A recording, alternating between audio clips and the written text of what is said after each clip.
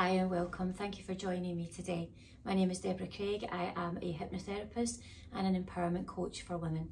I help women step into their true power, believe in themselves again by healing their heart from the inside to create the life they want on the outside. We have so many things that hold us back in life, and one of the best ways to overcome that is by the act of self-love. When you love yourself and believe you can have anything you want and live the life that you want because you deserve it, then you can make that your reality. So stay tuned when I share more about what self-love is, how to overcome the challenges when we don't love ourselves enough, and I'll have tips for you at the end on how you can start putting it into practice from today and make that change right now. So here are a few things that are the outcome of a lack of love for self.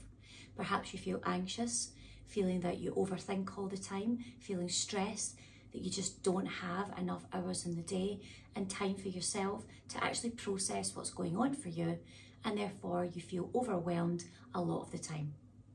Another thing that comes from a lack of self-love is when you criticize yourself. Do you have that inner voice that you hear in your ear telling you you can't do things, telling you you're not good enough, you're not smart enough? Do you feel that you have perfectionism where you just can't get things moving because you're worried about what other people will think? You base your opinion of yourself on the opinion of other people. What they believe about you is what you take as true. Perhaps you find yourself that you get caught up in people pleasing. This is a very common one, and it's where we do want to act in a kind way and we do want to be accommodating to people, but sometimes it can be toxic for us to continue on a way of people pleasing where we're always putting ourselves last. Does that resonate with you? Perhaps you even find that you have invited in, without even realizing it, more toxic people into your life, impacting the quality of the life that you're having right now. If any of these resonate with you, then listen on, because this video is definitely for you. We often find that self-care and self-love can be confused. There are lots of similarities between the two, but ultimately the self-care is the act that you will take, the action you will take to offer yourself self-love. And we'll be sharing more tips about what you can do as self-care acts to offer yourself self-love shortly in this video. Let's take a few moments to understand why we can expel love for other people at times and yet we don't offer ourselves the same compassion and love. So how do all of these acts manifest themselves? Well, when we're growing up, we are at the mercy of other people. We hear their beliefs, their opinions, and we're exposed to things that as a child we're disempowered to do anything about. We then create this blueprint in our mind that tells us who we are, and we have these beliefs. And at that time, throughout life, they become more cemented as we go through life. I know personally my own experiences of not feeling good enough, the experiences of always having to be perfect. This came from somewhere because I wasn't born this way, just like you weren't.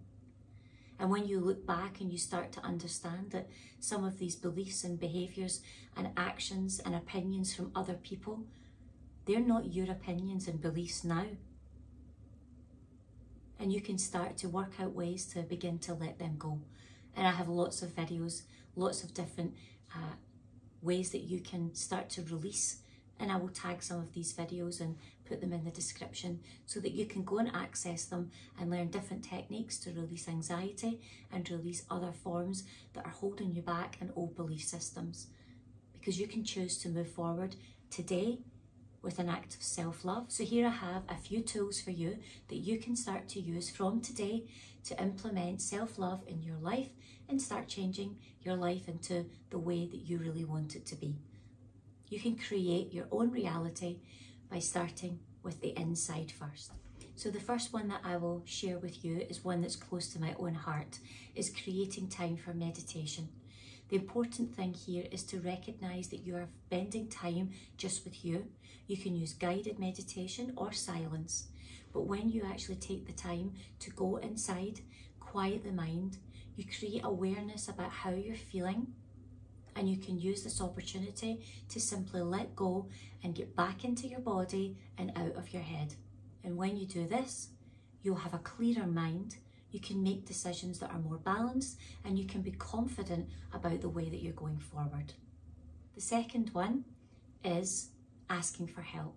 I know so many times that I have let my ego get in the way and not feel that I'm able to ask for help. Maybe that resonates with you. Perhaps you're a mum out there that feels she has all the balls in the air and is juggling many things at the same time. But you see, an act of self-love is being able to ask for help. Is reaching out to those loved ones around you, reaching out to people that you might want to chat to talk to, asking for help with some of the tasks that you need to get done. There is always someone out there that can offer you assistance in some way to help you move forward with where you want to go in your life. So don't be afraid to ask for help. That is an act of self-love. The next one is being able to take time for you. This is so important, and I understand we're all busy all of the time, but creating that time for you is so important so that you can connect with self. To be the best version of you, the most grounded and centered, being able to do that comes from being able to take time out just for you. I speak to many of my clients about this on a regular basis, and they all tell me the same thing. Not having time for myself leaves myself feeling chaotic and anxious and stressed. So how would you be able to offer yourself self-love by being able to take some time out just for you? What would that look like for you? Is it meditation? Is it journaling? Is it going to a fitness class? Is it picking up the phone and having a really nice chat with one of your friends, talking about how you want to see your life go forward? Another act of self-love is surrounding yourself with people that have similar values and goals to you, other people that want to go forward in life. So searching and seeking out those people that are aligned to your values, spending more time with them and less time with people that are toxic. There's another act of self-love that will pay huge dividends for your personal growth and inner healing. And before I let you go, one more act of self-love is actually taking the time to watch these videos, is actually taking the time to invest in yourself, learn the techniques, practice along with the tools that I teach you, and invest in yourself, invest in your own inner healing is an act of self-love. If you just put these into practice, I can guarantee that you will start to see your life shift. This is the experiences I've had throughout my life and the experiences my clients have had during the time working together. So I will leave it there today. If you want to follow along with more videos, please remember to always subscribe and click the notification bell so that you always know exactly when more content from me comes up. Thank you for tuning in today. I'm grateful for everyone that wants to leave a comment, to subscribe, and also remember you can share this with anyone else that you think it will help.